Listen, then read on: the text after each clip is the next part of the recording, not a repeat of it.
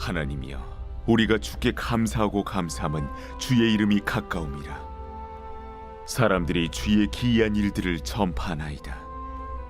주의 말씀이 내가 정한 기약이 이르면 내가 바르게 심판하리니, 땅의 기둥은 내가 세웠거니와 땅과 그 모든 주민이 소멸되리라 하시도다. 내가 오만한 자들에게 오만하게 행하지 말라 하며 악인들에게 뿔을 들지 말라 하였노니, 너희 뿔을 높이 들지 말며 교만한 목으로 말하지 말지어다.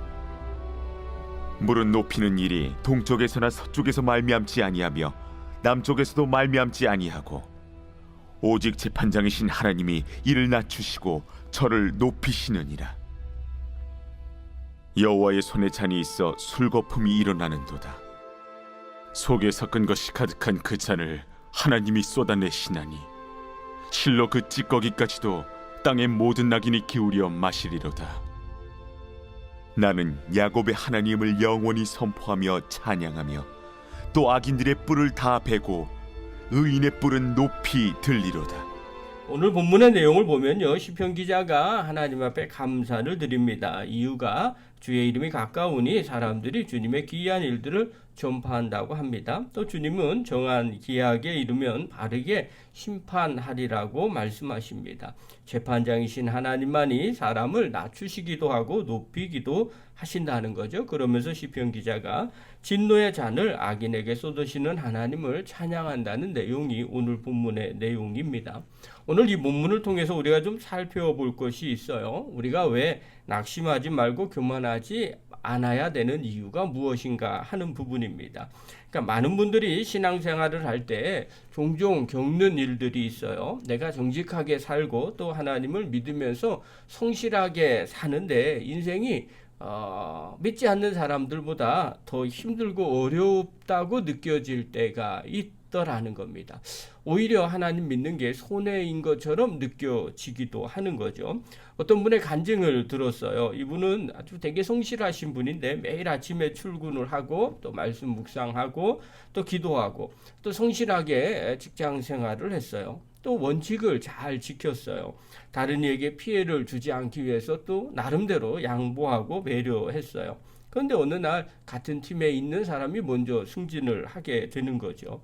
근데 그 승진하는 게 자기보다 분명히 성실하지도 못했어요.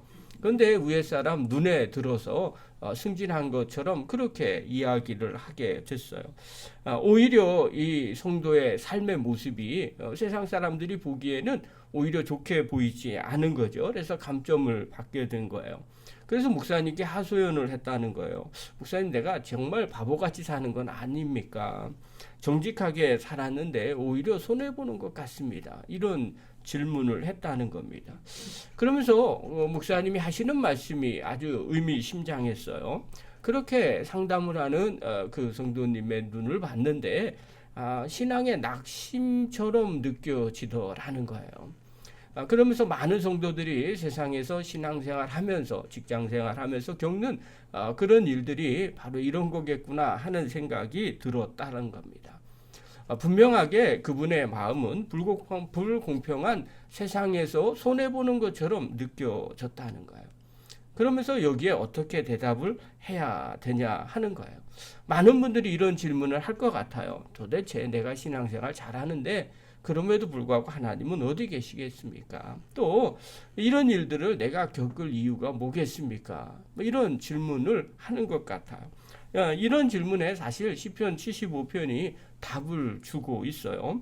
1절을 이렇게 얘기해요. 시편 기자가. 우리가 함께 같이 보도록 하겠습니다. 1절입니다. 시작.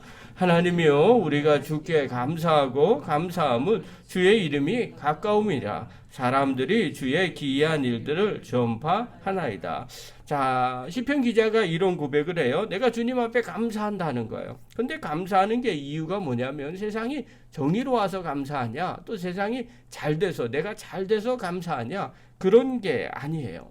현실은요, 우리가 보기에 불공평하고 또 억울하고 고통스러운 그런 상황 가운데 있어요. 그런데 그가 감사하는 이유는 뭐냐면 하나님이 주의 이름이 가깝기 때문에 감사하다는 겁니다.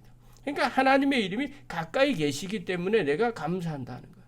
주님이 나와 함께 하시고 가까이 하니까 감사하는 거지, 잘 돼서 감사한다는 건 결코 아니라는 거예요. 여기서 우리가 하나 알 수 있어요. 이 시편 기자는 어떤 생각을 갖고 있냐면, 하나님은 멀리서 무심하게 지켜보는 분이 아니라는 거예요.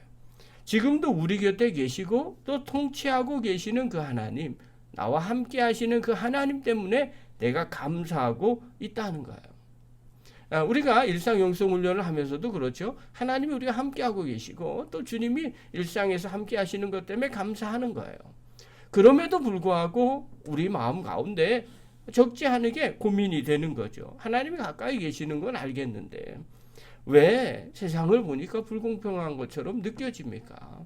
또 세상 사람들, 교만한 사람들은 높아지고 왜 의로운 사람은 낮아집니까? 때로는 이런 질문도 하죠. 하나님이 역사하신다고 하는데 정말 하시기는 하시는 겁니까? 이런 질문들이 생기게 돼요. 왜냐하면 우리가 생각하는 대로 되지 않기 때문에 그런 겁니다. 그런데 시편 기자는 서두에 그렇게 이야기해요. 하나님이 가까이 계시기 때문에 내가 감사하더라는 거예요. 우리의 생각을, 기준을 다시 한번 바꾸셔야 돼요. 그러면서 시편 기자는요, 그 다음 이야기를 합니다. 6절하고 7절 한번 보십시오. 6절 7절입니다. 하나님이 어떤 분인지를 설명하는데요. 6절하고 7절 읽겠습니다. 시작. 물은 높이는 일이 동쪽에서나 서쪽에서 말미암지 아니하며 남쪽에서도 말미암지 아니하고 오직 재판장이신 하나님이 이를 낮추시고 저를 높이시느니라. 자, 사람을 높이고 낮이는 것, 또 세상에서 보면 되고 안 되는 것, 언뜻 보기에는 하나님이 개입하시는 것 같지 않은 것처럼 느껴진다는 거예요. 그럼에도 불구하고 시편 기자가 표현하는 거예요. 높이는 일이 동쪽이나 서쪽 거기에서 나타나는 게 아니라는 거예요. 또 남쪽에서도 나타나는 게 아니라는 거예요. 사람을 높이시기도 하고 때로는 낮추시기도 하는 분이 하나님이시라는 거예요. 오직 재판장이신 하나님이 낮추시고 높이신다는 고백이에요. 이 말의 의미는요, 지금 교만한 자가 승승장구하는 것처럼 보여도 하나님은 재판장이시기 때문에 기약된 시간에 정확하게 심판하시는 하나님이시라는 거예요.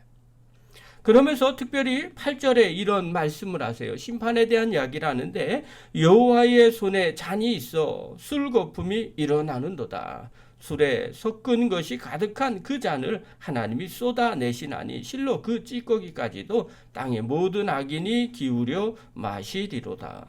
여호와의 손에 잔이 있다는 거예요. 이 잔은 심판의 잔이 준비되어 있다는 거예요.